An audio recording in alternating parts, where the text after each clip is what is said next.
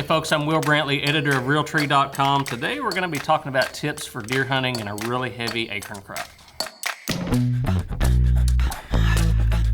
So last year in a whole lot of the country, particularly in the southeast, we had a bumper mast crop. The white oaks, the red oaks, really, mast of all sorts, hickories, beech nuts where I was in Kentucky.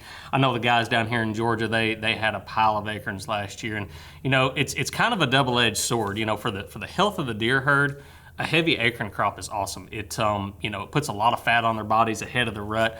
I've talked to biologists over the years of doing rut reports and things, and there's pretty well documented evidence that in years with a really heavy acorn crop, because does and bucks too, but particularly the does, because they're able to put that heavy layer of fat on early in the fall, they actually go into the rut in really good physical condition. And so what you often see as hunters is a fairly brief but pronounced and intense rut during years with a heavy acorn crop. And like I said, I've had deer biologists explain that to me, and just over the years that I've been hunting myself, that observation seems to hold true. And so, but the flip side of that is the places that most hunters like to hunt are, field edges, food plots, power line right-of-ways, crop fields, things like that. We like tree stands on edges. We like box blinds on edges. We like to be where we can see. And that's one thing that an acorn crop does, is make it difficult to see deer in those open areas, because it concentrates them up in the timber. And one of the principles, I guess, of being a successful whitetail hunter is being able to pattern deer and take advantage of those patterns. And usually you're using some sort of food source to create that pattern. And when there's food everywhere, some of those patterns can go out the window. And so you definitely see that. You can see that reflected in harvest trends. In years when there is a heavy acorn crop, typically the deer harvest in a given state goes down, just because in the places where hunters like to hunt, they're not seeing as many deer. It doesn't mean the deer are gone. It just means they're up in the trees where you can't see them. And so what we're going to talk about today are some ways that you can combat that, so to speak, some ways that you can adapt your hunting strategies to those heavy acorn crops. And I've been deer hunting for a long time, for more than 30 years, and and I hunt in an area that has a lot of big mature timber, a lot of hardwood timber. We have some form of acorn crop every year, and whether it's white oaks or red oaks or some combination of them, it's always going to affect the deer movement to a degree. But when you get a drop like we had last year, it can definitely, throw your hunting plans for a loop. And so, there's some things that I've tried over the years that don't work very well, and there's some things that I've learned over the years that you kind of just got to go with the flow. And sometimes it might take a little more time in the woods, but you can still be pretty successful. So, one of the things that I'm gonna discuss first is just kind of knowing, what doesn't work. And whenever I was a kid, I always knew that obviously deer like to eat acorns, and a year with a heavy white oak crop, I'd head out into the timber with a climbing stand on my back and my bow in my hand, and I'd just start walking from one white oak tree to the next. And I imagine a lot of hunters, have grown up doing that same thing. And you find a good white oak tree that the deer are really using, and the sign is obvious. You can see, where they've nosed for the acorns underneath. You can see droppings nearby. Sometimes, if it's early October, you can see rubs and stuff nearby, and you get pretty excited about that deer sign, and look for a tree to climb and go up it, and you can certainly kill some deer that way. I've filled several tags that way over the years, but the problem with it is it definitely removes one of the fundamental elements, at least for killing a mature deer,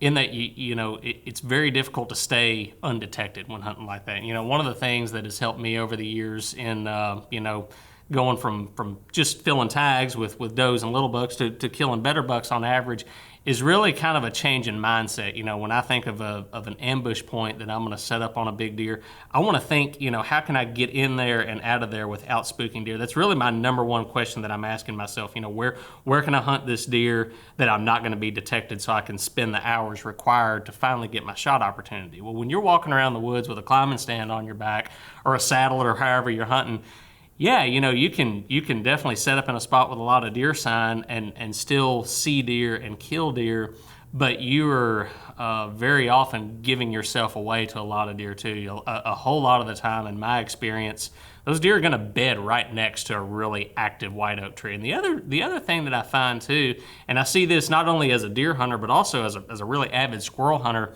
any given tree is only going to have its peak attractiveness for a couple of days, and so the sign under a tree can look really fresh, and it may be really fresh, but those deer are really going to key on that tree for 2, maybe 3 days, and then they're going to move to the next tree, and that next tree may just be 70 yards down the ridge, but if it's down the ridge in the wrong way, you may never see the deer. And so it's taught me over the years that while that style of hunting is a lot of fun, it's not something that I've been especially successful with, and so I've kind of learned to really kind of stick to my roots, so to speak, and I continue really to hunt the areas where I know I can at least narrow down a deer's pattern, and that kind of brings me into my my sort of second tier of advice, so to speak. And that's to continue to look for ways to narrow the odds. When you've got a forest full of white oaks and red oaks and whatever else is fallen, you've got to look for those areas and those ways where you can continue to narrow a deer's pattern down. And the good thing to remember in a heavy mass crop is, yeah, they're going to hit the acorns. They do prefer acorns to a lot of other food sources, but deer are browsers. They are never going to spend an entire day eating one food source to the exclusion of all others. They're still going to be looking for the greens. They're still going to be looking for the forbs. They don't abandon your food plots altogether. And so I like to continue to really focus on the areas that I'd focus on regardless of the time of year. If there's still green soybeans out there, the deer are still going to hit those at some point. Yeah, they may detour to hit an oak on the way out there, but I'm still going to use my traditional early season stands, my traditional mid-season stands, and kind of hunt those food sources where I know I can still narrow a deer's pattern down. Now, the one caveat to that is that if you can find on the edge of a food plot or on the edge of a crop field, if you can find a big oak, a big white oak on the edge, a big white oak and a fence row, big red oaks, whatever, that's dropping acorns, during those heavy mast years, those are the trees to really look for, because what you can find is those deer, you might see them coming out into that soybean field as usual, and then you might watch them run all the way. And I've seen this a bunch of times. If you bow hunted enough in early October, I'm sure you have too. You'll see them come out into that field, and they may, run across that field and stop at that one tree, on the far side of it. Well, that's a pattern you need to take advantage of, like the next day, get over there, because again, like that tree's not going to stay super attractive for long. But if you can find that one tree where you can sort of narrow down the odds and you can be waiting there without bumping deer on the way in or the way out, that's where you can kill a really good buck early in the season, in one of those years with a heavy mass crop. One of the things that you'll see, and I think one of the things that a heavy mass crop affects most, for a lot of hunters, is hunting over bait. In a lot of places, hunters are allowed to put out shelled corn, hunt over feeders, things like that. And you're definitely going to see an impact to that, more so really, I think, than an impact to the movement around, green food sources. And that's pretty simple because, your corn piles, that's a food that's pretty rich in carbohydrates, and you're not going to, that's something that's normally not, there in abundance in the early season. But when those acorns start falling, acorns are also really rich in carbohydrates. And so what you're going to see is the deer might abandon those corn piles for a little while to focus on those acorns. And so that's a pattern that's going to be altered, so to speak. So if you're the kind of guy that likes to hunt over bait, and I like to hunt over bait, that's definitely something you can see, affected during years with a really heavy acorn drop. And so keep those other patterns in mind, keep those green food sources in mind. And again, if you can find that one lone tree on the edge of a green food source, that's a place where you want to set up. Now, one thing that I really actually like hunting in years with a heavy mass crop is red oaks late in the season. And last year I found success doing this. And if you've read much about hunting deer over oaks, you've probably read that they prefer white oaks over everything else, and you might have seen things, about different tannin levels in the acorns.